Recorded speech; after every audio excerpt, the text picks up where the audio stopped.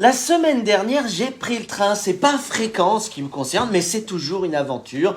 La SNCF est imprévisible, jamais à court d'arguments pour se justifier, et les usagers toujours surpris de tant de célérité pour les prendre en otage. Ça a commencé par un billet en ligne pour Paris depuis la Vendée qui s'est transformé en passage au guichet, parce que honnêtement, il faut avoir au moins bac+4 pour appréhender sereinement l'appli.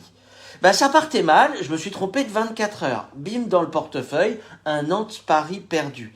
Mais oui, Ouigo, c'est le low cost de la SNCF. Et les agents au guichet sont ravis de vous expliquer que leurs collègues sont au train ce qu'une Draisienne est un champion de moto. 26 € dans la vue, direct. Bon, un tarif qui reste abordable. D'ailleurs, à ce propos, vous y comprenez quelque chose, vous, au tarif de l'entreprise publique ? Moi, j'ai le sentiment qu'il faut avoir fait Polytechnique pour comprendre pourquoi un première classe à 20h12 est moins cher qu'un seconde classe à 13h04 si vous le prenez avant 17h45. Parce qu'il n'en reste plus que 2 à ce tarif. De mon temps, mais je suis un boomer, il y avait un tarif première classe, un tarif seconde classe, basta. Pour la suite, j'aurais dû m'en douter, ça s'est pas bien passé. À chaque fois, je me fais avoir. J'y crois, je vous assure. Je programme mes rendez-vous en fonction de mes heures d'arrivée et de départ, et je m'apprête tout guiret à foncer à la capitale. Mais la veille, j'ai eu un premier signal. J'aurais dû m'en douter, j'ai reçu un SMS.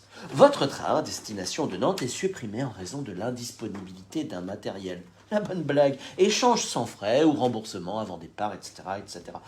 Oh, je vous jure, un mauvais décollage n'augure rien de bon. Retour au guichet. Me voici à Paris à présent. J'enchaîne mes rendez-vous. Bah oui, j'ai un métier en dehors de saltimbanque sur les ondes et les réseaux sociaux. Et puis vient l'heure du retour. Et là, on va entrer dans le dur. 10 minutes après le départ de Montparnasse, le train s'arrête. La voix délicate et suave de la chef de bord, hôtesse de pilotage et commandant du train nous annonce que notre train est arrêté en pleine voie pour des raisons de régulation de trafic. Merci de ne pas tenter d'ouvrir les portes pour descendre sur la voie. Soupir simultané de l'ensemble du wagon. Elle a eu raison de nous prévenir, on a tous pensé à sauter dehors pour partir en courant. En même temps, on serait arrivé plus vite. Et c'était parti pour le rodéo des avertissements.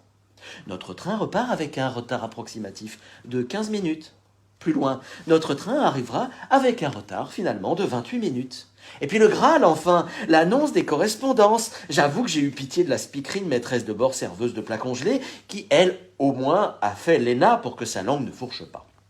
Correspondance pour Buzy-en-Ré, descendez à Angers, puis prenez le train 1852 pour la Baule. Correspondance pour Vouilly-les-Cloches, pour suivre jusqu'à Saint-Nazaire, où un car vous remontera. Merci de vous présenter devant les contrôleurs. Correspondance pour Massy-les-Forêts, attendez Nantes, où un taxi vous prendra en charge, etc., etc. Oui, mais moi, dans tout ça.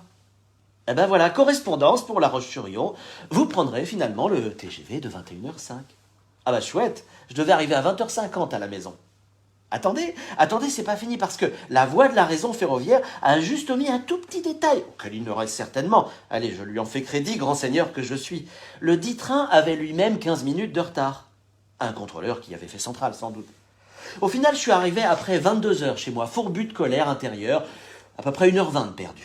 Mais ne nous plaignons pas, la dernière fois, j'ai dû commander un taxi pour me ramener de Nantes et faire déplacer ma collaboratrice pour qu'elle me prenne à mi-chemin afin de ne pas arriver en retard à un rendez-vous important. Merci Lise-Marie. Le coût de la SNCF pour le contribuable serait de 22 milliards d'euros en 2022. Moralité, que vous ayez un bac+4 fait Polytechnique, l'ENA ou Centrale, vous pourrez toujours travailler à la SNCF, mais vous n'empêcherez pas les trains d'être systématiquement en retard ou annulés. À la semaine prochaine.